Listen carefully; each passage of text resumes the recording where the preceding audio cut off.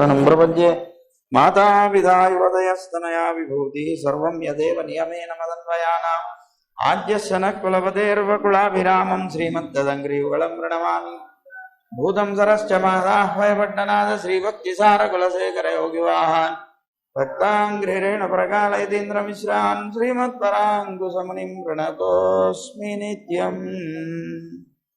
पितामहस्यापि पितामहाय प्राचेतसा देशफलप्रदाय श्रीभाष्यकारोत्तमदेशिकाय श्रीशैलपूर्णाय नमो नमस्तात्।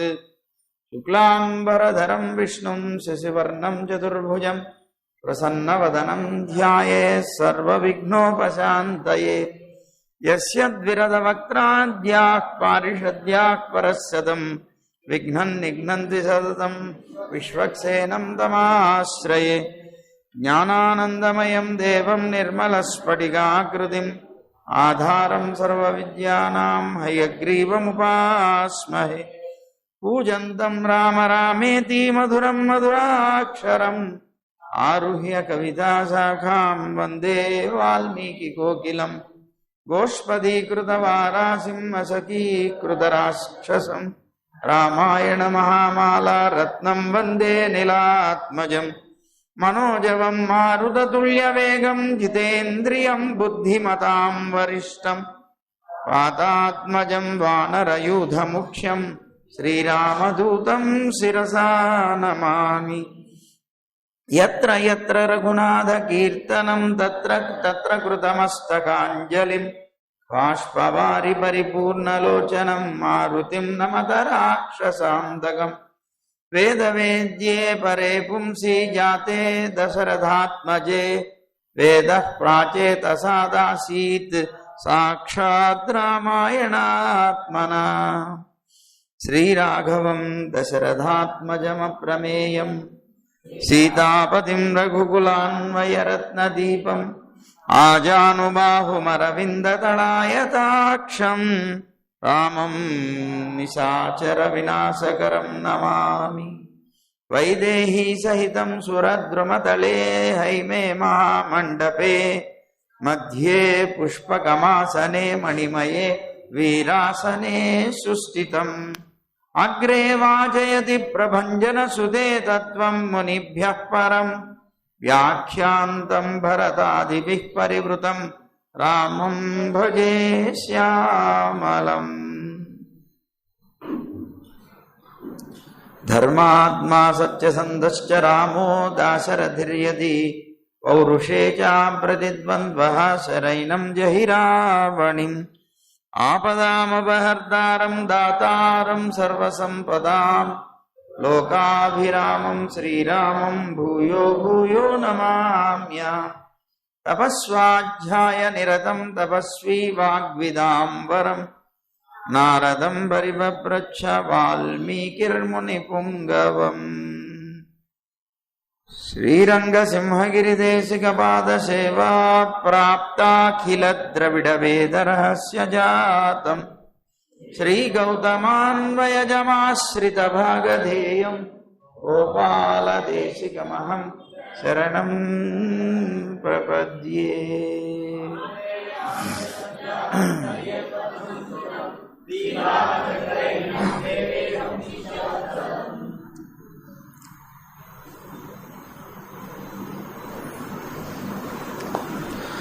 సరే, వాల్మీకి భగవానుడు నారద మహర్షిని అడిగారు 16 గుణాలని గురించి. 16 గుణాలు కలిగినటువంటి మానవుడు ఎవరైనా ఉన్నారా అని అడిగాడు. అడిగిన దానికి సమాధానం చెప్తూ వాల్మీకి, మీరు అడిగినటువంటి ఆ గుణాలు అనంతములై ఉన్నాయ్యా, 1 కాదు 2 కాదు. ఇవి సాధారణమైనటువంటి మానవుల్లో దొరికేవి కావు. అలాంటి గుణాలతో కూడినటువంటి నరుణ్ణి గురించి నీకు నిశ్చయించి చెప్తాను, సావధానంగా విను అన్నాడు. అంటే అంత నిశ్చయాత్మకంగా చెప్పగలిగేటువంటి రీతి నారదుడి దగ్గర ఉందంటే ఆయనకి ముందే తెలిసి ఉండాలి కదా. ఆయనకి ఎలా తెలుసు అని అంటే, ఇంతకుముందు చెప్పుకున్నాం మనం, నారదముని సాక్షాత్తుగా తన యొక్క తండ్రి గారు అయినటువంటి చతుర్ముఖ బ్రహ్మగారి దగ్గర శతకోటి ప్రవిస్తరమైనటువంటి రామాయణాన్ని అంతటినీ విన్నాడు కనుక నిశ్చయంగా చెప్పగలడు, ఉన్నాడు ఇట్లాంటి గుణాలు కలిగినటువంటి ఒక మానవుడు అని. అది చెప్పడం ప్రారంభించాడు. ఏమన్నాడు? ఇక్ష్వాకు వంశ ప్రభవో రామో నామ జనైశ్రుత నియత ఆత్మ మహావీర్యో ద్యుతిమాన్ ధృతిమాన్ వసి అన్నాడు. అంటూ ప్రారంభం చేశాడు. వాల్మీకి 16 గుణాలు కలిగినటువంటి పురుషుని గురించి అడిగితే నారద మహర్షి దగ్గర 72 గుణాలు చెప్పాడు. ఈయన అడిగింది 16, కానీ ఆయన చెప్పింది మాత్రం 72 గుణాలు. అంటే ఈ 72 గుణాలు కలిగిన వాడు కాదు, ఆయన అనంతమైనటువంటి గుణాలు కలవాడు. కానీ నారద మహర్షి ఇంకా చాలా చెప్తే ఇంకా ఎక్కువైపోతుందని 72తో ముగించేసి, అట్లా అంటే దగ్గర మీకు 4 రెట్లుగా చెప్పాడు అన్నమాట. అలా తీసుకొచ్చాడు. సరే, ఇంతకీ ఎవరండి ఆ వ్యక్తి అని అంటే, ఇక్ష్వాకు వంశంలో పుట్టినటువంటి రాముడు అని పేరు కలిగిన వాడు ఒకడున్నాడయ్యా, అతన్ని గురించి ప్రజలందరూ కూడా విని ఉన్నారు అన్నాడు. అంటే సుప్రసిద్ధుడు అని అర్థం. ప్రజలందరూ కూడా విని ఉన్నారు అంటే ప్రజలందరూ కూడా తలుచుకోదగినట్లుగా ఉన్నాడు. ప్రజలందరూ తలుచుకోదగినట్లుగా ఉన్నాడంటే అర్థం ఏంటి? సుప్రసిద్ధుడైన వాడు అన్నమాట. ఇతను నిశ్చితమైనటువంటి స్వభావం కలిగినటువంటి వాడు, గొప్ప పరాక్రమం కలిగినటువంటి వాడు, మంచి కాంతి కలిగినటువంటి వాడు, ధైర్యం కలవాడు, ఇంద్రియ నిగ్రహం కలిగినటువంటి వాడు, లేదా సమస్తమైనటువంటి ప్రపంచాన్ని అంతటినీ కూడా తన వశంలో ఉంచుకునేటువంటి సర్వేశ్వరుడైనటువంటి వాడయా అన్నాడు నారద మహర్షి. సరే, ఇప్పుడు ఇలా చెప్పినటువంటి ఒక్కొక్క గుణాన్ని గురించి మనం ఆలోచన చేద్దాం. మొట్టమొదట అన్నాడు కదా, ఇక్ష్వాకు వంశ ప్రభవ అన్నాడు. అంటే అర్థం ఏంటి? ఇక్ష్వాకు వంశాన్ని ప్రకాశపరిచినటువంటి వాడు అన్నాడు. ఇప్పుడు జనకుడు మొదలైనటువంటి వారు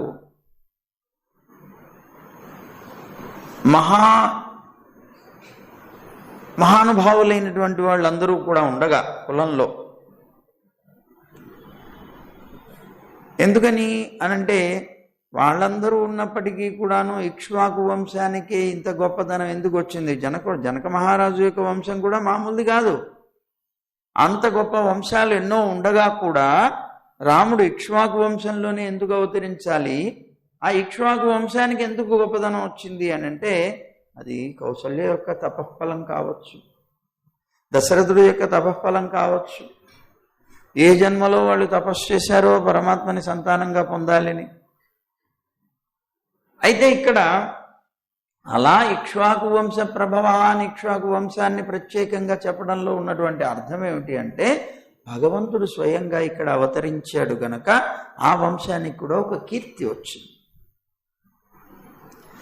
అంటే ఎందుకండి పరమాత్మ అవతరించాడు? భగవంతుడు ఇక్ష్వాకు వంశంలో ఎందుకు అవతరించాలి? ఇంకెక్కడా లేవా? ఎవరు లేరా? అంటే వాళ్ళ తపఃఫలం అవ్వచ్చేమో ఒకటి. ఇంకొకటి ఏమిటి కారణం అని అంటే, ఇక్ష్వాకు వైవస్వత మనువు యొక్క జ్యేష్ఠ కుమారుడు. ఇక్ష్వాకు వైవస్వత మనువు యొక్క జ్యేష్ఠ కుమారుడు. ఈ ఇక్ష్వాకు చాలా కాలం శ్రీమన్నారాయణుని గురించి ఆరాధించి అతన్ని సంతోషపెడితే ఆ నారాయణుడు ఆయనకి సంతోషించి ఆయనకి తన యొక్క అర్చామూర్తిని రంగనాథ రూపంలో అనుగ్రహించాడని పురాణ గాథ ఉన్నది. ఇక్ష్వాకుకి ఇచ్చారట పరమాత్మ. అందుకని ఇక్ష్వాకు కుల వంశ ధనం అన్నమాట రంగనాథుడు అంటే. కనుక ఆ ఇక్ష్వాకు కులం ఏదైతే ఉన్నదో, ఆ ఇక్ష్వాకు అనేటువంటి వ్యక్తి, ఆ మహారాజు చాలా గొప్పగా నారాయణుని ఆరాధించి ఆయన్ని సంతోషపరిస్తే ఆయన రంగనాథుడిని, అంటే ఆ తిరువారాధన, నాకు అర్చారూపంగా నువ్వు ఇక్కడ వెలవయ్యా, మా ఇంట్లో నాకు తిరువారాధనగా నువ్వు ఉండవయ్యా అని ప్రార్థిస్తే వారికి అనుగ్రహించారట రంగనాథమూర్తిని. ఆ రంగనాథుడిని పొందినటువంటి ఇల్లు. మరి స్వయంగా తన భక్తుడి యొక్క వంశం అంటే తనకు పక్షపాతం ఉంటుంది కదా. అందువల్ల ఆ ఇక్ష్వాకు తన యొక్క భక్తుడు కనుక తన భక్తుడైనటువంటి ఆ ఇక్ష్వాకు యొక్క భక్తికి మెచ్చినటువంటి తాను తన ఇంట్లో సుప్రతిష్ఠుడై ఉన్నాడు కనుక దాని మీద ఉండేటువంటి ఒక పక్షపాతంతో ఆ ఇంట్లో అవతరించాడు అని కూడా చెప్పుకోవచ్చు అన్నారు పెద్దలు. సరే, మొత్తం మీద ఇక్ష్వాకు వంశ ప్రభవ రామ అన్నారు. రాముడు అనేటువంటి పదానికి అర్థం ఏమిటి అంటే రమయతి సర్వాన్ గుణై ఇది రామ అని. అంటే అందరినీ కూడా తన యొక్క గుణాలన్నిటి చేత రమింప చేయగలవాడు. మనలో కూడా గుణాలు ఉంటాయి. ఏదో ఒక గుణానికి లోకంలో ఉండేటువంటి వాళ్ళు సంతోషించవచ్చునేమో, అది కూడా చెప్పలేం గ్యారంటీ. కానీ రాముడికి ఉన్నటువంటి అన్ని గుణాలకి కూడా సంతోషిస్తారట ప్రజలందరూ కూడా. ఏ ఒక్క గుణము చెడ్డ గుణం లేదట, అన్ని గుణాలు కళ్యాణ గుణాలే. మనలో ఒక్కటి ఏదైనా మంచి గుణం అయితే ఉండొచ్చునేమో, కానీ మిగిలినవన్నీ చెడ్డ గుణాలు. ఏమండి, అసలు ఒక్క చెడ్డ గుణం ఉన్నా చాలు అన్నిటినీ చెడగొట్టడానికి. యథార్థం. ఇప్పుడు ఒక రెండుకి ఎవరో పెళ్లి సంబంధానికి వచ్చారు. పెళ్లి సంబంధానికి వస్తే మీ అబ్బాయి ఎలాంటి వాడు ఏంటి అనేటువంటి ఒక విషయాన్ని వచ్చింది. ఆ తండ్రి గారు చెప్పాట, మా అబ్బాయి చాలా బుద్ధిమంతుడండి, చాలా అంటే చాలా బుద్ధిమంతుడు, మంచి దాతృత్వం కలవాడు, స్నేహభావం కలవాడు, చాలా అంటే చాలా మంచి బుద్ధిమంతుడు, కాకపోతే ఒక్క తాగుడు మాత్రం ఉన్నదండి అన్నట్టు. చాలదా అది? అదే సర్వనాశనానికి కారణం కదా. అట్లా మన దగ్గర ఉండేటువంటి గుణాల్లో అట్లాంటివి ఎక్కువగా ఉంటాయి. కానీ పరమాత్మ దగ్గర వేలెత్తి చూపించడానికి వీలైనటువంటి చెడ్డ గుణం ఒక్కటి కూడా లేదట. అందుకని రాముడికి ఆ పేరే సార్థకమే. సార్థక నామధేయుడు అంటారు ఆయన, సార్థక నామధేయుడు. అందుకని తన యొక్క గుణాలన్నిటి చేత లోకంలో ఉండేటువంటి జీవకోటినంతటినీ కూడా రమింపజేసేటువంటి వాడు కనుక అతనికి రాముడని పేరు వచ్చింది. రామో రమయతాం వరహ అనేటువంటి ఇంకొక ఇది కూడా వినిపిస్తుంది. ఏమిటంటే రమింపచేసేటువంటి వారిలో రాముడు శ్రేష్ఠుడు అన్నారు. లోకంలో అందరికీ ఆనందం కలిగించేటువంటి వారిలో శ్రేష్టమైనటువంటి వాడు, అతనికన్నా గొప్పవాడు లేనటువంటి వాడు ఒక రాముడే. రాముడు తప్ప ఇంకెవ్వరు కూడా అలా ఆనందపరచగలిగే వాళ్ళు లేరు అన్నట్ట. దీన్నే అగస్త్య సంహిత అనేటువంటి ఒక సంహితలో రామచంద్రుడి యొక్క ఆ నామానికి డెఫినేషన్ చెప్తున్నారు. రమంతే యోగినోనంతే సత్యానందే చిదాత్మని ఇది రామపదేనాసౌ పరం బ్రహ్మాభిధీయతే. అగస్త్య సంహిత ఒకటి చెప్తాను. అంటే ఏంటిట, యోగులు అనంతుడు, సత్యానంద స్వరూపుడు, జ్ఞానస్వరూపుడు అయినటువంటి ఇతని మీద అంటే రాముడిలో రమిస్తారట అందరూ. యోగులైన వారు కూడా రాముడి యొక్క గుణాలని రమిస్తూ ఉంటారట, ఆనందిస్తూ ఉంటారట, తలుచుకొని. అలాంటి వాడు రాముడు అని మనకి అగస్త్య సంహిత చెప్తుంది. అలాంటి రాముడు ఎలాంటి వాడయ్యా చెప్తున్నాను విను. నియతాత్మ. మొట్టమొదటిది నియతాత్మ. నియతాత్మ అంటే నియతమైన స్వభావం కలవాడు అని అర్థం. నియతమైనటువంటి స్వభావం అంటే ఏమిటండి అంటే ఎల్లప్పుడూ మారని స్వభావం కలవాడు. ఎప్పుడు కూడా అతని యొక్క స్వభావం మారదట. మారనటువంటి స్వభావం కలిగినటువంటి వాడు. అంటే అతను ఏంటి అర్థం ఏంటి, వేదం అయితే ఈ స్వభావాన్ని గురించి వేదం ఏం చెప్పిందంటే నిర్వికారుడు. నిర్వికార అంటే వికారము లేనివాడు అన్నమాట. నాస్య జరయా ఏతజ్జీర్యతే నా వధేనా నాస్య హన్యతే. అంటే ఇప్పుడు చూడండి, మార్పు లేనటువంటి వాడు అని అన్నారు కదా, మారని స్వభావం కలవాడు. ఇప్పుడు ఈ శరీరం ఉన్నది, నాస్య జరయ జడ అంటే ముసలితనం. శరీరం యొక్క ముసలితనం చేత ఇతడు శిథిలమైపోతాడు. మనిషి ఎప్పుడు కూడాను శరీరం ముసలితనం వచ్చిందంటే శైథిల్యం వచ్చినట్టే, శిథిలమైపోతుంది. కానీ రాముడు ఎప్పుడు కూడా ముసలితనం చేత శిథిలమయ్యేటువంటి శరీరం కలవాడు కాదట. సంహారంతో కూడా ఇతను చంపబడడు. రాముడు ఎవ్వరి చేతను చంపబడగలిగేటువంటి వాడు కాదు.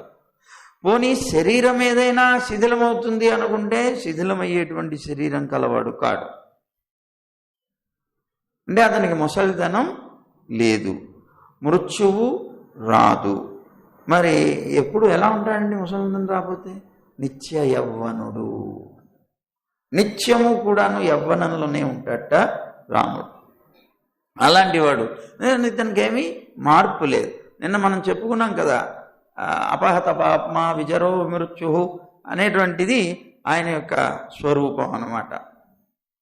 తర్వాత మహావీర్యో అన్నారు, నియతాత్మ మహావీర్య అన్నారు. మహావీర్యుడంటే చింతించరాని విచిత్రమైనటువంటి శక్తులు కలవాడు అన్నమాట. ఊహించడానికి కూడా వీలు లేనటువంటి విచిత్రమైనటువంటి శక్తులు కలిగినటువంటి వాడు మహావీర్యుడు అని చెప్పబడుతున్నాడు. ఏమిటండి అది? మనకి ఉపనిషత్తు చెప్తుంది, పరాస్య శక్తిర్వివిధైవ శ్రూయతే స్వాభావికీ జ్ఞాన బల క్రియాచ. ఎలాంటివి? అది పరాస్య శక్తి వివిధైవ శ్రూయతే, అనేక రకాలుగా వినిపిస్తున్నాయి. ఏమిటి? ఏంటి వినిపిస్తున్నాయి అంటే పరాస్య శక్తి, అస్య శక్తి పరా, పరమాత్మ యొక్క శక్తి చాలా గొప్పది అని వినిపిస్తున్నాయి. ఏమిటండి ఆయన యొక్క శక్తి అని అంటే, ఆ శక్తులు ఏమిటండి అంటే స్వాభావిక. ఉన్నటువంటి శక్తులు ఏమన్నా మధ్యలో వచ్చాయా? ఆగంతుకాల కాదండి, స్వాభావికి, సహజ సిద్ధమైనటువంటి శక్తులు. ఏమిటవి? జ్ఞాన బల క్రియాచ. ఆయన యొక్క జ్ఞానం చాలా గొప్పది, ఆయన యొక్క బలం చాలా గొప్పది, ఆయన యొక్క క్రియ చాలా గొప్పది. ఆయన యొక్క జ్ఞానం గొప్పది అంటే ఏమిటి? సర్వజ్ఞత్వం. జగత్తులో ఉండేటువంటి ప్రతి జీవికి సంబంధించినటువంటి ఇష్ట అయిష్టాలు తెలిసినవాడు, వాళ్ళ యొక్క కర్మలన్నీ తెలిసినవాడు. ఎవరెవరిది సామూహికంగా తెలిసినవాడు, ప్రత్యేకంగా కూడా ప్రతి జీవికి సంబంధించినటువంటి చరిత్ర తెలిసినవాడు. ఈ జన్మ కాదు, అతను ఆత్మ ఏనాడైతే శరీరాన్ని ధరించిందో ఆనాటి నుంచి ఉన్నటువంటి లిస్ట్ అంతా కూడా ఆయన మొత్తం ఏకరో పెట్టగలడు. అంత అద్భుతమైనటువంటిది. ఎవరిది? నీది నాది, ఒకళ్ళది ఇద్దరిది ముగ్గురిది కాదు. జగత్తులో ఉండేటువంటి చిన్న చీమ దగ్గర నుంచి కాదు, కనిపించని క్రిమి కీటకాల దగ్గర నుంచి బ్రహ్మ దాకా ఉండేటువంటి చరిత్ర అంతా కూడా చెప్పేయగలడు. వాళ్ళకి ఇష్టాలేమిటో చెప్పగలడు, అయిష్టాలేమిటో చెప్పగలడు. చెప్పడం వరకు మాత్రమే కాదు, అవన్నీ కూడా ఇవ్వగలిగేటువంటి బలం కలిగినటువంటి వాడు, శక్తి కలిగినవాడు. అవి అనిష్టాలని పోగొట్టగలడు, ఇష్టాలని ఇవ్వగలడు. దానికి శక్తి కావాలి. ఆ శక్తి బలం అంటే ఆ శక్తి కలవాడు. నిజమేనండి, అన్నీ తెలుసు, చేయగలిగేటువంటి శక్తి ఉన్నది. కానీ చేయకపోతే ప్రయోజనమే ఉంది. కనుక క్రియ కూడా కలిగినవాడు. జ్ఞానము ఉన్నది, ఆ జ్ఞానంతో పాటు ఆ జ్ఞానంలో తాను ఏదైతే ఆ ఇతరుల యొక్క అనిష్టాలు ఏమిటో తెలుసుకొని ఇష్టాలేమిటో తెలుసుకొని ఉండేటువంటి జ్ఞానంతో పాటుగా వాటిని ఇవ్వగలిగేటువంటి, వాటిని పోగొట్టగలిగేటువంటి శక్తి ఉన్నది. ఉండడం వరకు మాత్రమే కాదు, అవన్నీ చేసేటువంటి స్థితి కూడా ఉంది, క్రియ కూడా ఉన్నది. కొంతమంది మాటలు చెప్తారు, మాటలు కోటలు దాటుతాయి అంటారు, కానీ ప్రయోజనం ఏమాత్రం. అలాంటి వృధా వ్యక్తి కాదు అతను. ఈ మూడు కూడా కలిగినటువంటి వాడు. వివిధైవ శ్రూయతే. ఈ మూడు అంటే మూడే ఉన్నాయి కాదు, వివిధైవ శ్రూయతే అని చెప్తోంది. ఇలాంటి గుణాలు అనంతంగా ఉన్నాయి. అలాంటి వాడు ఈయన ఏదో మొత్తం మీద కష్టపడి సంపాదించుకున్నవి కాదు, సహజంగానే ఉన్నాయి. అందువల్ల అలాంటి వాడు మహావీర్యుడు. అలాగే ద్యుతిమాన్ అన్నారు, 4వ గుణం, మూడవది గుణం అనుకోండి ఇది. ద్యుతిమాన్. ద్యుతి అంటే ప్రకాశం, ద్యుతిమాన్ అంటే ప్రకాశము కలిగినటువంటి వాడు, ప్రకాశవంతుడు.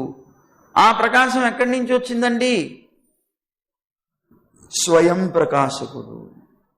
ఇంకోళ్ళ ద్వారా వచ్చింది కాదు ఆ ప్రకాశం. నీలో తేజస్సు వచ్చింది. దేనివల్ల వచ్చింది తేజస్సు?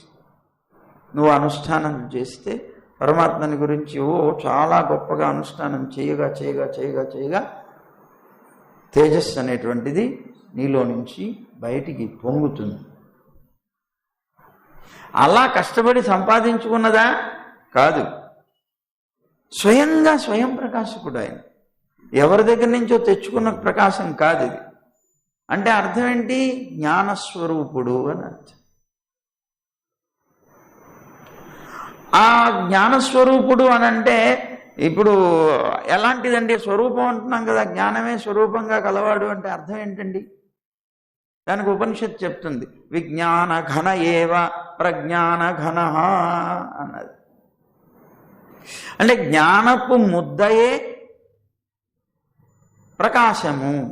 జ్ఞానపు ముద్ద అన్నది. జ్ఞానపు ముద్ద అంటే ఇప్పుడు జ్ఞానపు ముద్ద అంటే ఇప్పుడు మీకు ఉదాహరణ చెప్తాం. ఉప్పు ఉన్నది, ఉప్పు గడ్డ, లేకపోతే పంచదార గడ్డ, లేదా పటిక బెల్లం గడ్డ అనుకో. ఈ ఉప్పు గడ్డను తీసుకొని మీరు ఏ కోణంలో రుచి చూసినా కూడా ఉప్పే ఉంటుంది, ఉప్పగానే ఉంటుంది. పటిక బెల్లాన్ని తీసుకొని ఏ కోణంలో మీరు రుచి చూసినా కూడా అంటే పూర్ణంగా అది తీపి, పూర్ణంగా ఇది ఉప్పు. ఎలాగో పరమాత్మ కూడా పూర్ణంగా జ్ఞాన స్వరూపం కలవాడు. జ్ఞానపు ముద్ద అంటే అర్థం ఏంటి? దాంట్లో ఇంకొకటి ఏమీ కలవదు అన కదా అర్థం. పటిక బెల్లం ఏ మూల చూసినా తీపే కలుగుతుంది అంటే దాంట్లో ఇంకో రుచి ఏమి తీపే ఉంటుంది. ఎలాగో అలాగే పరమాత్మ కూడా అజ్ఞానం అనేటువంటిది ఏమాత్రమూ కలవనటువంటి వాడు.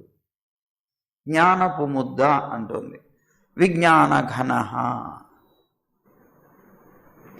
కనుక ఆ ప్రకాశం ఎక్కడైతే ఉంటుంది, ఇప్పుడు నేను ద్యుతిమాన్ అన్నారు కదా, ఆయన ప్రకాశవంతుడు అన్నారు కదా, ప్రకాశం ఎక్కడైతే ఉంటుందో అక్కడ చీకటి అనేటువంటిది ఉండదు. ఈయన పూర్తిగా ప్రకాశవంతుడు అంటే జ్ఞానస్వరూపుడు కనుక ఈయనకి అజ్ఞానం అనేటువంటిది వచ్చే ప్రయత్నం లేదు. అంటే అజ్ఞానం అనేటువంటిది కొద్దిగా కూడా కించిత్ కూడా కలవలేదు అన్నమాట. అలాంటి వాడు. 5వది ధృతిమాన్. ధృతిమాన్ అంటే ధృతి కలవాడు అని. ధృతి అంటే అర్థం ఏంటండి అన్నారు? నిరతిశయమైన ఆనందము కలవాడు. అతిశయం అంటే ఏమిటి? గొప్పతనం. అబ్బో చాలా అతిశయం పోతాడండి అంటే అతిశయం అంటే ఏమిటి? గొప్పతనం. నిరతిశయం అంటే గొప్పతనం కాదు, అది ఏదో గొప్పల కోసంగా ఇదయ్యేటువంటిది కాదు, అది సహజంగా ఉన్నది అన్నమాట. ధృతిమాన్ అంటే ధృతి కలవాడంటే అర్థం ఏంటి? నిరతిశయమైన ఆనందం కలవాడు. అంటే అతిశయం కాదు, ఇందులో ఏమీ గొప్పగా ఏదో కల్పించి చెప్పుకునేటువంటిది ఏమీ లేదు. సహజంగానే ఆనంద స్వరూపం, ఆనందం కలిగినటువంటి వాడు. ధృతి అంటే ఆనందము అని ఎట్లాంటి మనం చెప్తాం? ధృతిమాన్ అంటే ఆనంద స్వరూపుడు అంటున్నాం, ధృతి అంటే ఆనందం అంటున్నాం కదా.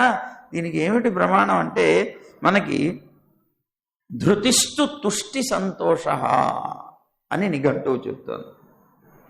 ధృతిస్తు తుష్టి సంతోష. ధృతి అంటే అర్థం ఏంటంటే తుష్టి, సంతోషము. రెండు అర్థాలు ఉన్నాయి. కనుక ఇక్కడ ధృతిమాన్ అంటే ఆనందము కలవాడు. మళ్ళీ ఉపనిషత్ చెప్తోంది ఆనందో బ్రహ్మ, సాక్షాత్తు పరమాత్మ ఆనంద స్వరూపుడు అని చెప్తోంది. కనుక ఇలాంటి ఉపనిషత్ ప్రమాణాలు బట్టి దీన్ని బట్టి ధృతిమాన్ అంటే ఆనంద స్వరూపుడు, నిరతిశయమైన ఆనందము కలవాడు. ఆ తర్వాత రసోవైసహ చెప్పుకోవచ్చు, రసస్వరూపుడు, ఆనంద స్వరూపుడు. ఇంకొకటి వసీ అనేటువంటి ఇంకొక గుణం. ఈ వసీ అంటే ఏంటి? వశమునందు కలవాడు. ఏంటి వశంలో కలవాడు? ఆయన సమస్త ప్రపంచాన్ని తన వశంలో కలవాడు, సమస్త లోకాలు తన వశంలో కలవాడు, సమస్త జీవుల్ని తన వశంలో కలిగినటువంటి వాడు, సమస్త జీవుల యొక్క కర్మలు తన వశంలో కలిగినటువంటి వాడు. అంటే అర్థం ఏంటి? సర్వస్వామి. జగత్తులో ఉండే సకల జీవరాశికి ఆయనే స్వామి. అదే మనకి ఉపనిషత్ చెప్తోంది ఈయన గురించి. సర్వస్య వసీ, సర్వస్యేశానః. సర్వస్య వసీ అంటే సమస్తము తన స్వాధీనంలో కలిగినటువంటి వాడు. సర్వస్యేశానః అంటే సమస్తాన్ని నియమించగలిగినటువంటి వాడు, అంటే అన్నిటికీ ఈశ్వరుడైనటువంటి వాడు, అంటే అన్నిటినీ శాసించగలిగినటువంటి వాడు. కనుక వశీ అనే పేరుట ఆ గుణం కూడా ఉందయా. తర్వాత ఎవరిలో ఉన్నాయి ఇవన్నీ? రాముల్లో ఉన్నాయని చెప్పారు. ఇక ఇవన్నీ కూడాను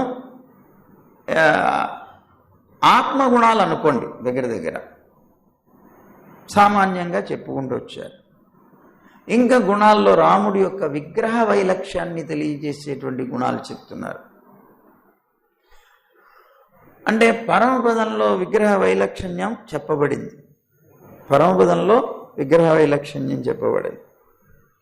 మనకి ఉపనిషత్తు ఏం చెప్తుంటే పరమపదంలో ఉన్నటువంటి పరమాత్మ ఇక్కడికి అవతరించి వచ్చారు అని. అవతారం అంటే అర్థం ఏంటి? దిగి వచ్చుట అని అర్థం. ఎక్కడి నుంచి? తానుండేటువంటి స్థానం నుంచి మనం ఉండేటువంటి స్థానం దాకా దిగి రావడం అన్నమాట, అవతరించడం. ఈ అవతార విషయాన్ని గురించి ఉపనిషత్ చెప్తూ మనకి సబుశ్రేయాన్ భవతి జాయమానః, మనకు వేదం చెప్తోంది మాట. సబుశ్రేయాన్ భవతి జాయమానః అంటే సహా పరమాత్మ ఈ జాయమానః అంటే పుడుతున్నాడు అని.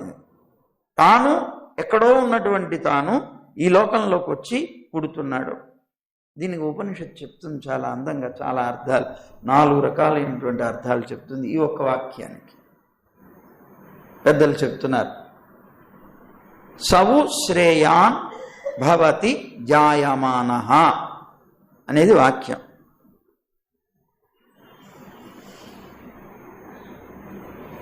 స ప్లస్ ఉ ఒక అర్థంలో, స ప్లస్ ఉ, స ఉ అని ఉంది కదా, స ప్లస్ ఉ. ఉ అనేటువంటి పదానికి మనం ఏం చెప్పుకున్నాం ఇంతకు ముందు కూడా, తిరుమంత్రార్థంలో కూడా వచ్చింది. ప్రణవంలో ఉకారానికి ఏం చెప్పాం? అవధారణం అని చెప్పాం, ఏవకారం అర్థం. స ఉ అంటే సహ అతను, ఉ అంటే ఏవా అంటే అతనే అన్నాం కదా. ఇక్కడ స ప్లస్ ఉ అన్నారు. అతనే అంటే అతనంటే ఎవరు? ఆ పరమాత్మయే జన్మించినటువంటి వాడై, జాయమానః జన్మించినటువంటి వాడై, శ్రేయాన్ భవతి అంటే శ్రేయఃప్రదుడు అవుతున్నాడు. అంటే ఇప్పుడు అతనే అవతరించాడు అని చెప్పేటువంటిది. ఆయనే అవతరించి లోకంలో ఉండేటువంటి జీవకోటికి శ్రేయఃప్రదుడు అవుతున్నాడు ఒక అర్థం. స ఉ జాయమానః శ్రేయాన్ భవతి. అతనే జన్మించినటువంటి వాడై శ్రేయఃప్రదుడు అవుతున్నాడు. ఇంకొక అర్థం తీసుకుంటే సా పక్కన పెట్టేయండి, శ్రేయాన్ అనుంది. ఈ శ్రేయాన్ ప్లస్ ఉ, ఈ ఉకారానికి అన్నిటినీ జోడిస్తున్నాం మనం. శ్రేయాన్ ప్లస్ ఉ, సా అంటే పరమాత్మ. ఆ పరమాత్మ యొక్క జన్మ శ్రేయఃప్రదమే. శ్రేయాన్ ప్లస్ ఉ అన్నాం కదా, శ్రేయఃప్రదమే కానీ ఇంకొక విధంగా కాదు. అంటే ఆయన అవతరించాడు అంటే తప్పనిసరిగా అందరికీ శుభమే జరుగుతుంది. అతనే అవతరించాడు, అతను అవతరించడం వల్ల శ్రేయస్సే కలుగుతుంది. ఈ రెండో అర్థం. ఇక జాయమాన అనే పదానికి ఉకారాన్ని చేరిస్తే, జాయమాన ప్లస్ ఉ పెట్టుకుంటే సా పరమాత్మ, జాయమాన పుట్టినవాడు, ఏ అంటే పుట్టినవాడయ్యే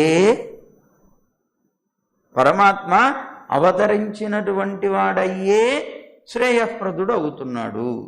తాను అవతరించడం వల్లనే అతను శ్రేయఃప్రదుడు అవుతున్నాడు అనేటువంటిది ఒకటి.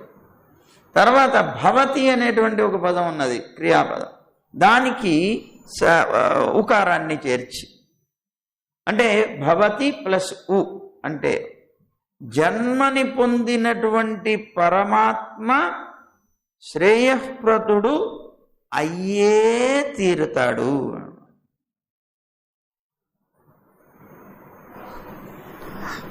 జన్మని పొందినటువంటి పరమాత్మ, ఆ పరమాత్మ శ్రేయఃప్రదుడు అయ్యే తీరుతాడు. అంటే శ్రేయఃప్రదుడే అవుతాడు, ఇంకొక రకంగా కాడు. అంటే ఎప్పుడు ఎవరికి చెడు చేసేటువంటి వాడు కాడు. ఆయన జన్మకి ఉన్నటువంటి విశేషణాలు వీటిలా చెప్పుకుంటూ వచ్చారు.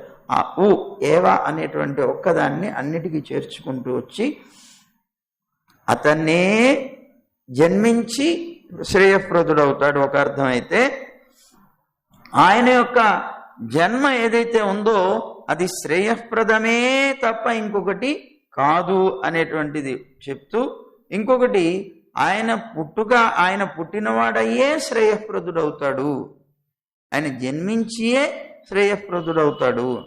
జన్మను పొందినటువంటి ఆ పరమాత్మ శ్రేయఃప్రదుడు అవ్వే తీరతాడు, ఇంకొక రకంగా కాడు అని చెప్తున్నారు. తం ధీరా సహ కవయ ఉన్నయంతి స్వాధియో మనసా సహా అన్నారు. అంటే దేవయంత అన్నారు. దేవయంత అంటే ఎవరు అంటే స్తుతిశీలురైనటువంటి వారు, స్తోత్రం చేసేటువంటి వారు, స్తుతి చేయడమే స్వభావంగా కలిగినటువంటి వారు.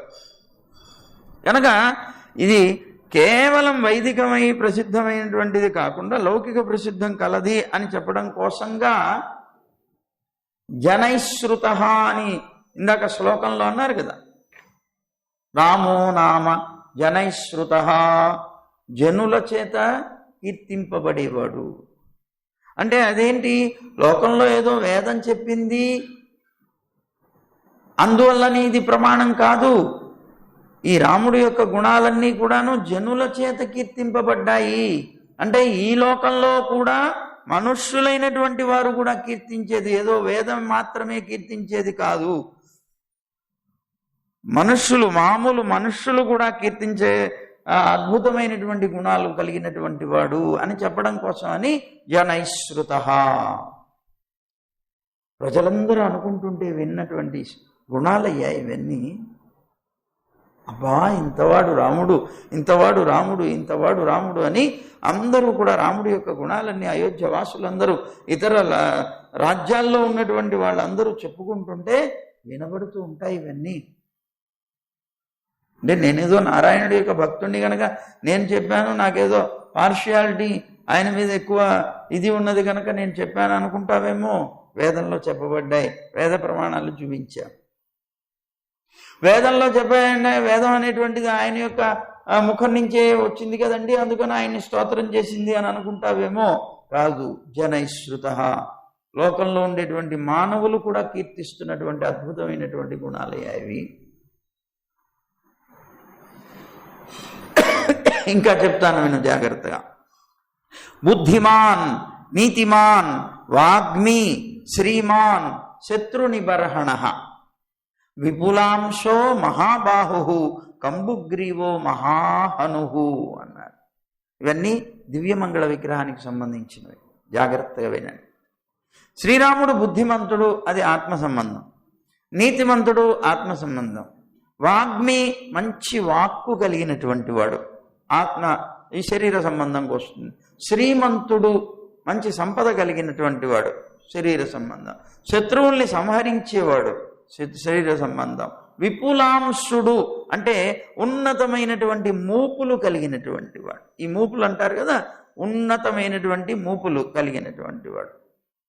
అలాగే బలిసినటువంటి బాహువులు కలిగినటువంటి వాడు. శంఖం లాంటి కంఠం కలిగినటువంటి వాడు. ఆయన కంఠం శంఖంలాగా ఉంటుందిట.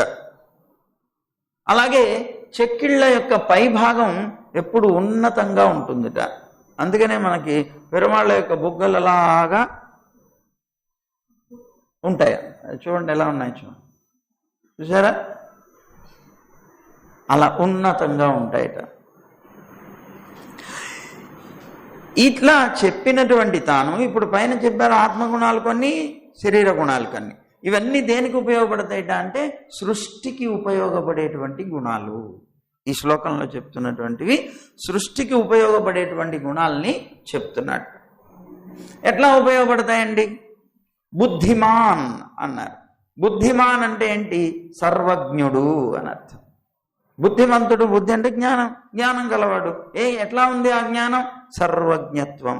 ఎస్ సర్వజ్ఞ సర్వవిత్, శాస్త్రం చెప్పింది. ఆయన సర్వజ్ఞుడు, సర్వవేత్త అని చెప్పింది. కనుక ఆయన సర్వజ్ఞుడు అంటే ఏంటి, సర్వవేత్త అంటే రెండూ కూడాను ఒకటే కదండి, రెండు సమానార్థాలే కదా. సర్వజ్ఞుడన్నా సర్వవేత్త అన్నా అన్నీ తెలిసిన వాడనే కదా అర్థం. అంటే కాదయ్యా, దీంట్లో తేడా ఉంది కొద్దిగా అన్నారు. ఏమిటి తేడా అంటే జీవులను అన్నిటినీ కూడాను సామూహికంగా తెలిసినటువంటి వాడు, ప్రతి విడివిడిగా ప్రతి జీవుడికి సంబంధించినవి తెలిసినవాడు.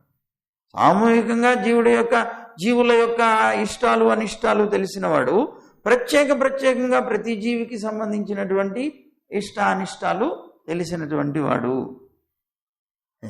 ఈ సర్వజ్ఞత్వం అనేటువంటిది దేనికి ఉపయోగపడుతుంది? సృష్టికి ఉపయోగపడుతుంది. ఇవన్నీ తెలిసినప్పుడే కదా సృష్టిలో తాను పరిపాలన చేయగలుగుతాడు. పరిపాలన ఎలా చేయాలి? లేకపోతే ప్రజలందరి యొక్క అభిప్రాయాలు తెలుసుకున్నప్పుడే కదా రాజు పరిపాలించగలుగుతాడు. ప్రజల యొక్క కష్టాలు సుఖాలు తెలుసుకున్నప్పుడే కదా పాటించగలుగుతాడు. ఈ కష్ట సుఖాలు అనేటువంటివి రెండు కూడా సామూహికంగానూ ఉంటాయి, ప్రత్యేకంగానూ ఉంటాయి. ఒక ఇంటికి సంబంధించి ప్రాబ్లమ్స్ ఉండొచ్చు, ఒక ఊరికి సంబంధించి ప్రాబ్లమ్స్ ఉండొచ్చు. అందువల్ల సామూహికంగానూ తెలిసినవాడు, ప్రత్యేకంగా కూడా తెలిసినటువంటి వాడు. ఈ సర్వజ్ఞత్వం కనుక లేకపోతే సృష్టి చేయలేడు, సృష్టిలో పరిపాలన చేయలేడు. అందువల్ల పరమాత్మ సర్వజ్ఞుడు అని చెప్పబడ్డాడు. బుద్ధిమాన్. ఇక రెండవది నీతిమాన్ అన్నారు. నీతిమాన్ అంటే ఏంటి? మర్యాదవంతుడు అని అర్థం. నీతి కలిగినవాడు. నీతి అంటే ఏమిటండి? మర్యాద కలిగినవాడు. ఏమిటి మర్యాద ఇక్కడ అంటే? ధాతా యథా పూర్వమకల్పయత్.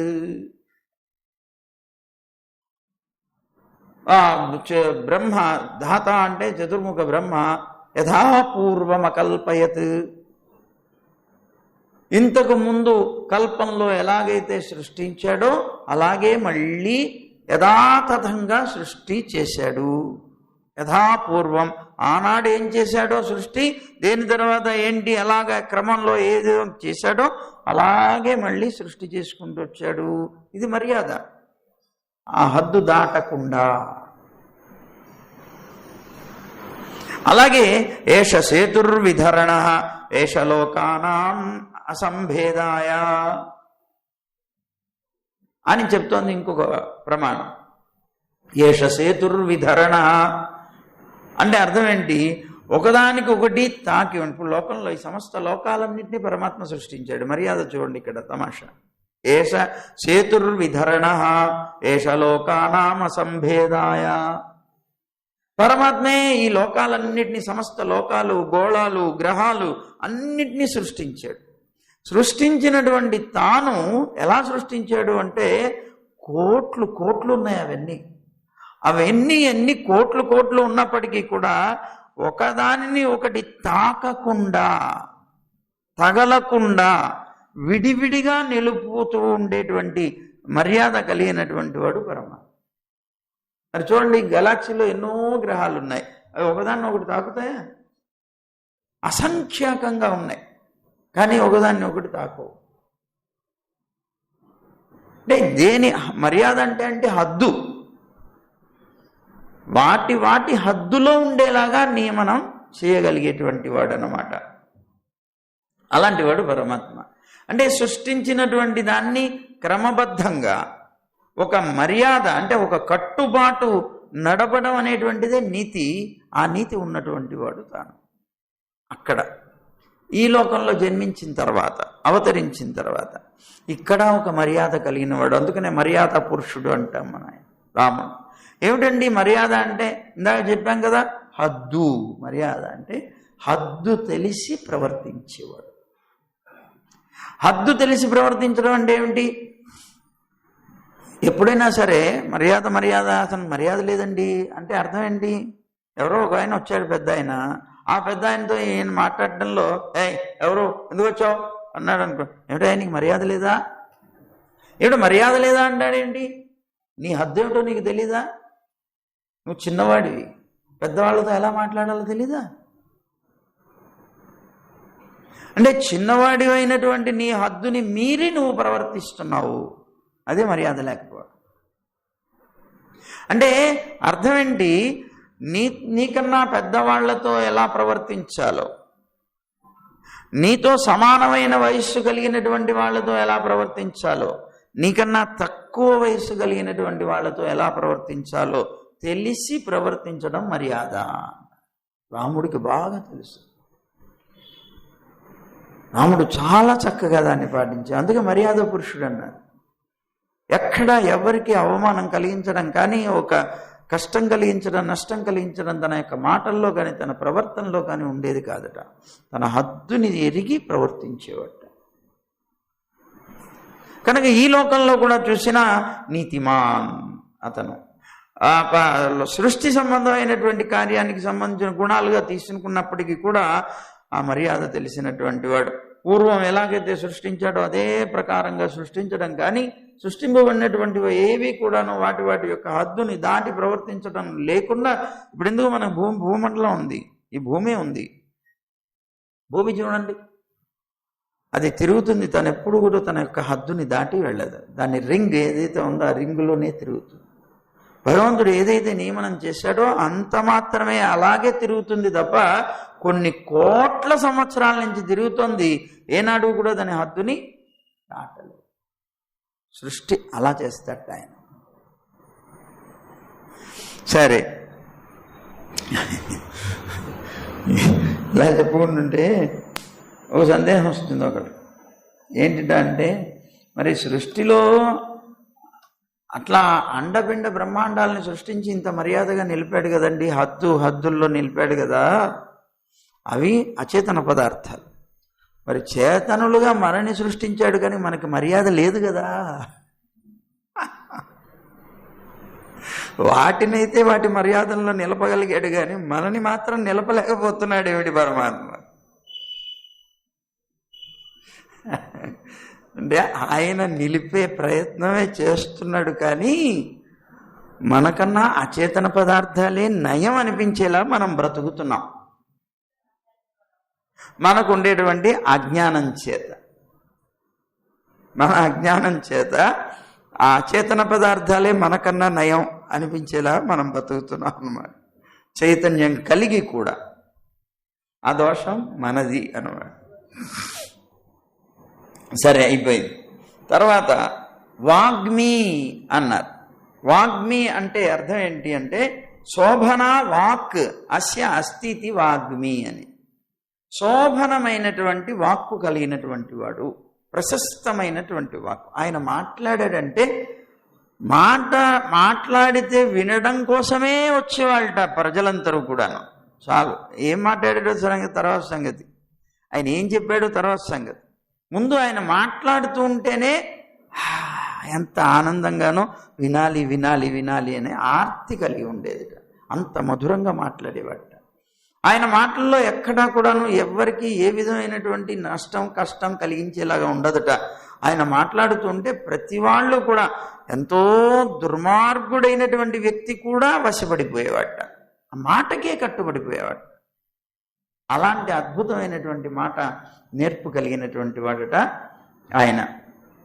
అంటే అర్థం ఏంటి? మేలు కలిగించేది, ఆనందాన్ని కలిగించేటువంటిది, మంగళకరమైనటువంటి మాట కలిగినటువంటి వాడు. ఇక్కడ వాక్ అంటే వేదము అని కూడా ఒక అర్థం ఉన్నది.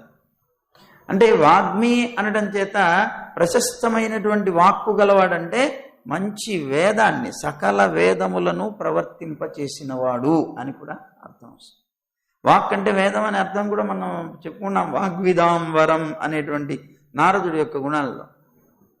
కనుక వాక్ అంటే వేదం అన్నప్పుడు సకల వేదాలన్నీ కూడాను ప్రవర్తింపచేసిన వాడు వాగ్మి అనేటువంటి అర్థంలో చెప్పుకోవచ్చు. యో బ్రహ్మాణం విదదాతి పూర్వం యో వై వేదాంశ్చ ప్రహిణోతి తస్మై అని ఎవరైతే బ్రహ్మని సృష్టించాడో, సృష్టించిన తర్వాత ఎవడైతే అతనికి వేదాలని అనుగ్రహించాడో అని చెప్పబడుతోంది. గనక ఈ ప్రమాణం చేత వాగ్మి అంటే ప్రశస్తమైనటువంటి, అంటే వేదం, వాక్ అంటే వేదం, ఆ వేదాన్ని ప్రవర్తింపజేసినటువంటి వాడు అనేటువంటి ఒక అర్థాన్ని మనకు చెప్పుకోవచ్చు. తర్వాత శ్రీమాన్ అన్నారు. శ్రీమాన్ అనడం చేత శ్రీమంతుడు అని కదా అర్థం. అంటే సంపద కలిగినటువంటి వాడు. ఆయన సంపద ఏమిటి?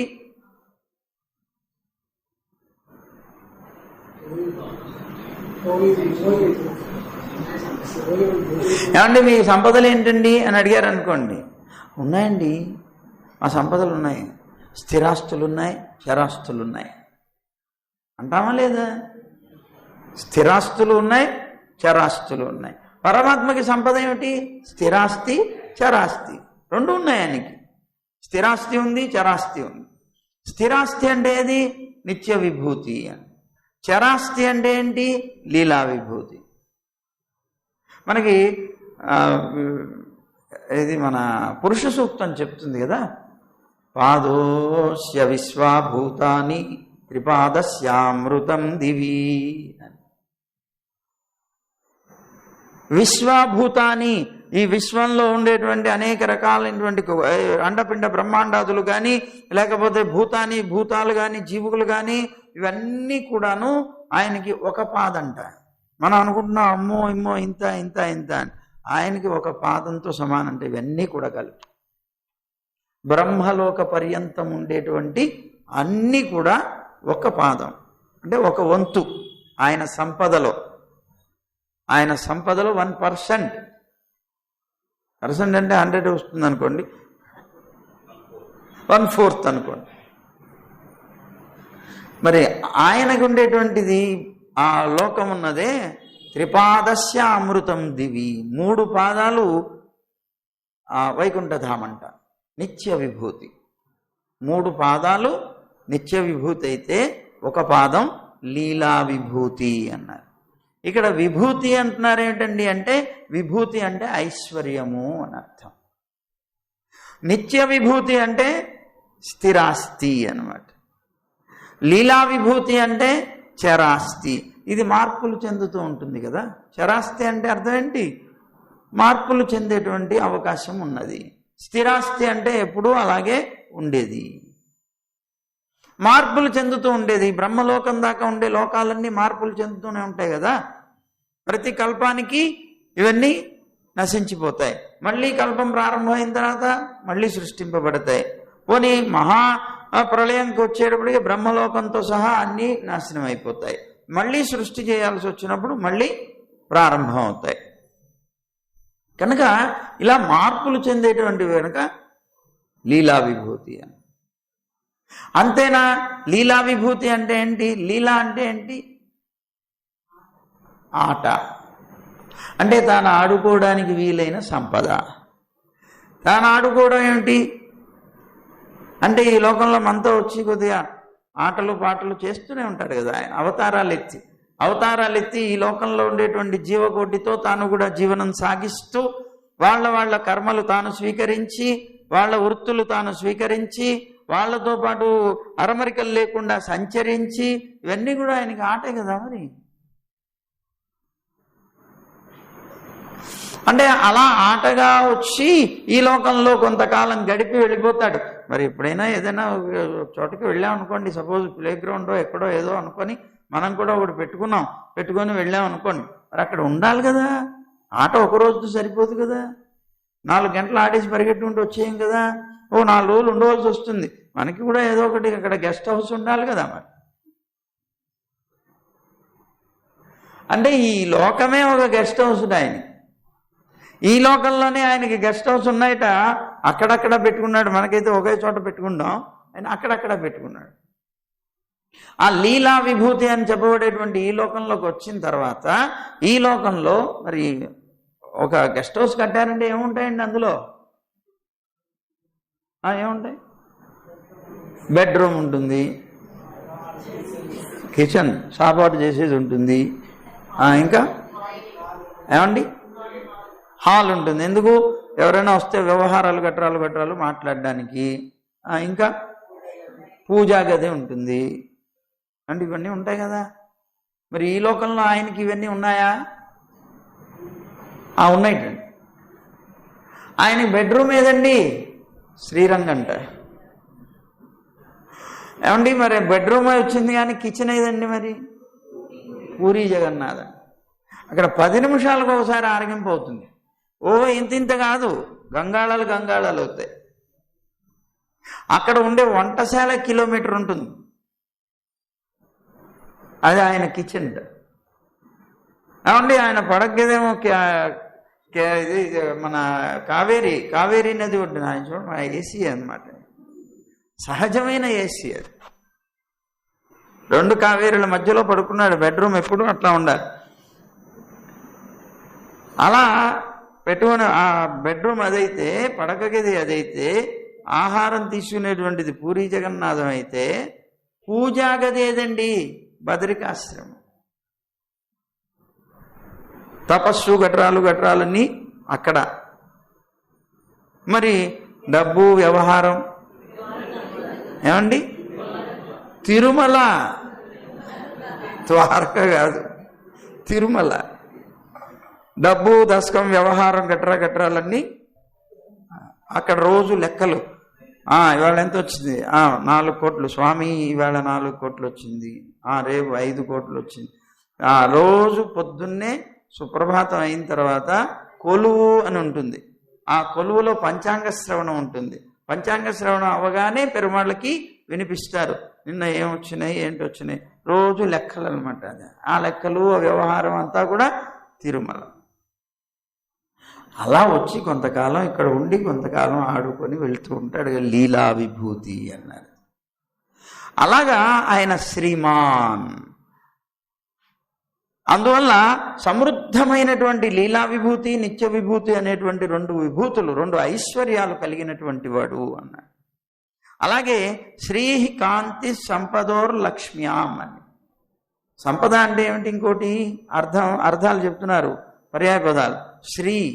శ్రీ శబ్దం, కాంతి, సంపద, లక్ష్మి అనేటువంటి అర్థాలన్నీ కూడాను శ్రీమాన్ అనేటువంటి శ్రీ శబ్దానికి వస్తాయి.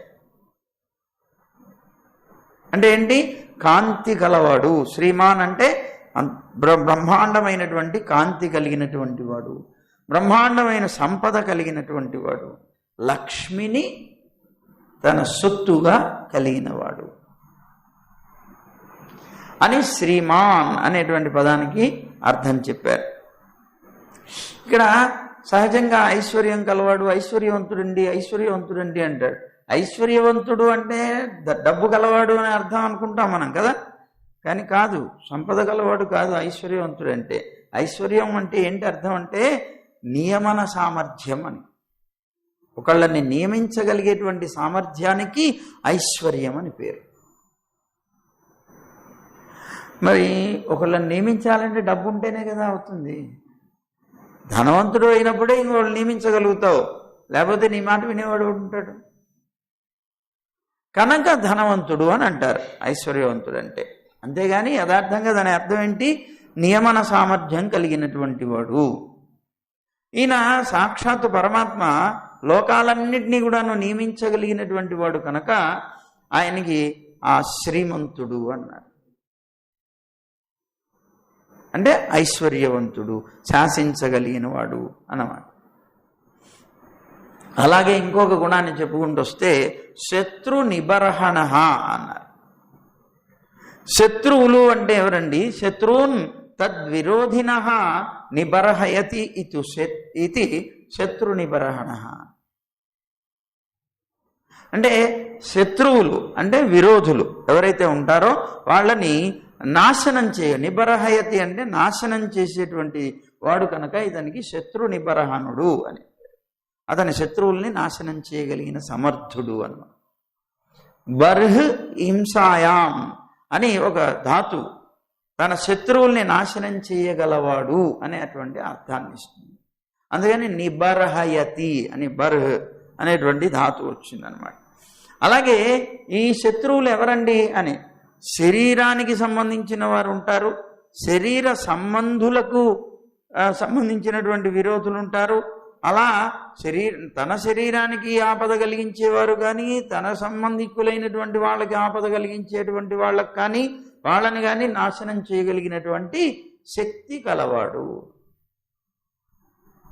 అందుకని శత్రు నిబర్హణ అన్నారు. ఇంకొక అర్థంలోకి వస్తే బాహ్య శత్రువుల్ని నాశనం చేయగలవాడు, అంతఃశత్రువుల్ని నాశనం చేయగలిగినటువంటి వాడు. అంటే బాహ్య శత్రువులు అంటే లోకంలో కనిపించేటువంటి ఇదిగో మన హిరణ్యకశిపుడో, కంసుడో, హిరణ్యాక్షుడో, రావణాసురుడో ఇలాంటి వాళ్ళందరినీ కూడా నాశనం చేయగలిగిన వాడు బాహ్య శత్రువులుగా. అంతఃశత్రువులు అంటే ఎవరు అంటే కామాదిలు, కామ క్రోధ మద మాత్సర్య లోభ మోహ అహంకార మమకార వీటన్నిటిని కూడాను జయించినటువంటి వాడు, జయించగలిగినటువంటి వాడు. అంటే ఇక్కడ ఒక తమాషా చూడండి. ముందులో ఏం చెప్పారు? శత్రు నిబర్హణ అంటే తన శరీరానికి ఆపద కలిగించేవాళ్ళు కానీ, తన శరీర సంబంధులైనటువంటి వారికి ఆపద కలిగించేటువంటి వాళ్ళని కానీ నాశనం చేసేవాడు. ఇక్కడ జాగ్రత్తగా గమనిస్తే భగవంతుడి యొక్క శరీరం ఏది? భగవంతుడి యొక్క శరీరం అంటే ఏది? చేతనాచేతనములు అన్నమాట. చేతనాలు అచేతనాలు ఈ రెండే కదా పరమాత్మ యొక్క శరీరం. యస్య ఆత్మా శరీరం యస్య పృథివీ శరీరం స బ్రహ్మ మనకు ఉపనిషత్తు చెప్తోంది. లోకంలో ఉండేటువంటి చేతన పదార్థాలైనటువంటి ఆత్మలన్నీ ఆయనకి శరీరమే. యస్య పృథివీ అంటం చేత ప్రకృతి అంతా కూడా ఆయనకి శరీరమే. అంటే ఇప్పుడు ఆయన శరీరాన్ని ఆయన శరీరానికి ఆపద కలిగించే వారిని నాశనం చేసేవాడు అంటే అర్థం ఏంటి? ఆయన శరీరమైనటువంటి ప్రకృతికి కానీ, ఆయన శరీరమైనటువంటి జీవకోటికి కానీ నష్టం కలిగిస్తే ఆయన ఊరుకోడు అన్నమాట. అంటే ప్రాణి హింస చేసినటువంటి వాళ్ళని కానీ, ప్రకృతి హింస చేసినటువంటి ప్రకృతికి నాశనం చేసేటువంటి వాళ్ళని కానీ తాను సహించడు, వాళ్ళని మట్టు పెడతాడు. ఇప్పుడు రావణాసురుడు ఉన్నాడు, లేకపోతే కంసుడు ఉన్నాడు, ఇలాంటి వాళ్ళందరూ ఏం చేశారు చెప్పండి? ఆయన శరీరానికి ఆపద కలిగించారు.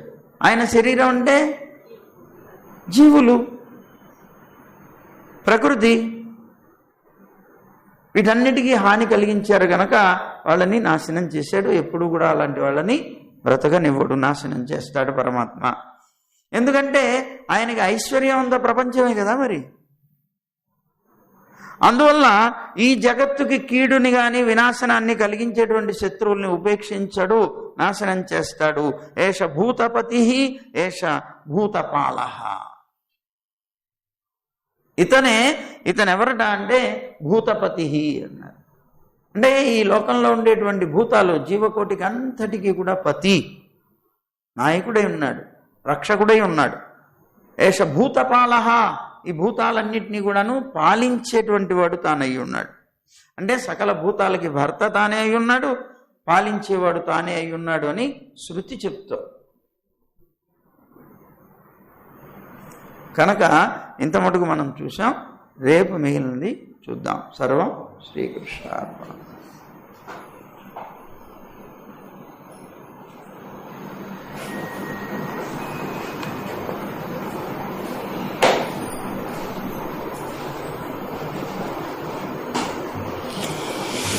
ఏవమేతత్పురావృత్తం ఆఖ్యానం భద్రమస్తు వః.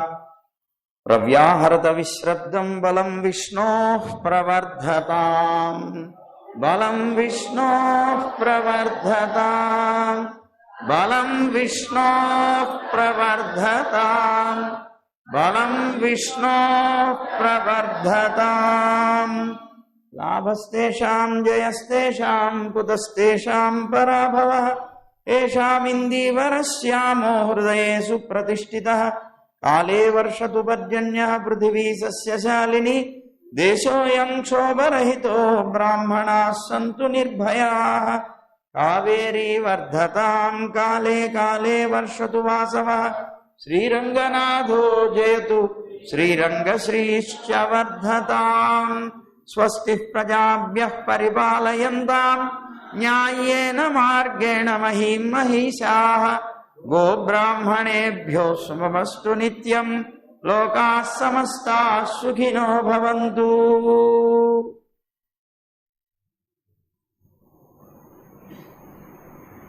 శ్రీరామ రామ రామ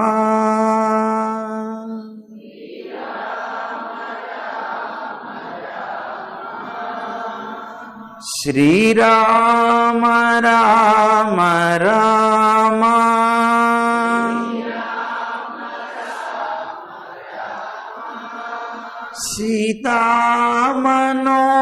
సీతామనోభిరామ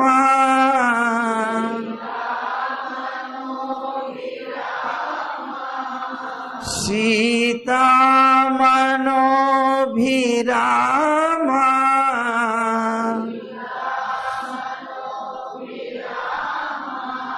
శ్రీరామ రామ రామ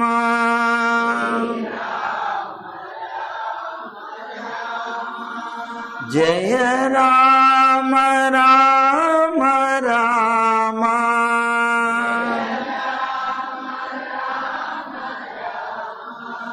జయ రామ రామ రామ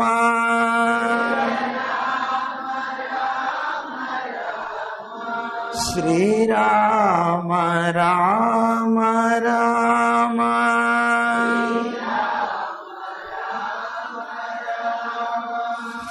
దశరథ రామ రామ రామ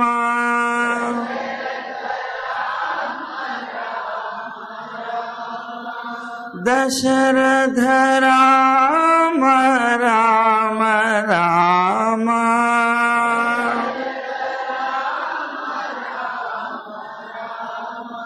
శ్రీరామ రామ రామ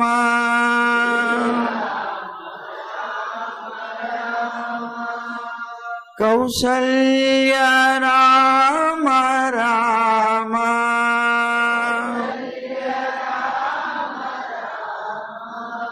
కౌసల్య రామ రామ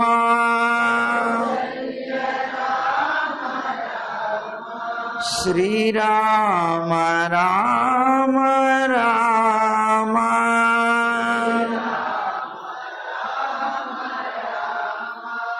సీతామనోభిరామ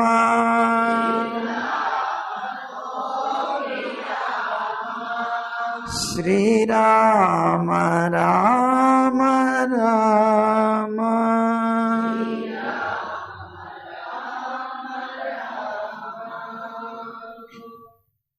విలించు.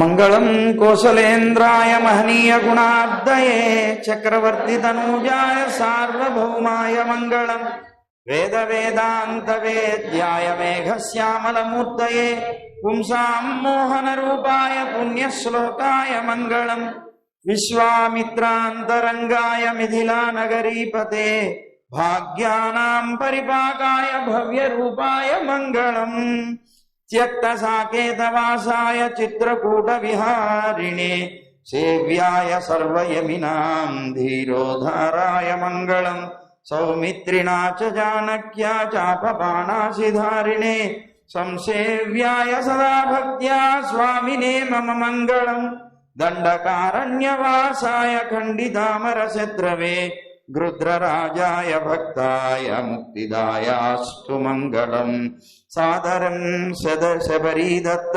ఫలమూలాభిలాషినే సౌలభ్య పరిపూర్ణాయ సత్వోద్రిక్తాయ మంగళం హనుమత్సమవేతాయ హరీశాభీష్టదాయినే వాలి ప్రమథనాయాస్తు మహాధీరాయ మంగళం శ్రీమతే రఘువీరాయ సేతూల్లంఘిత సింధవే జితరాక్షసరాజాయ రణధీరాయ మంగళం ఆసాద్య నగరీం దివ్యాం అభిషిక్తాయ సీతయా రాజాధిరాజరాజాయ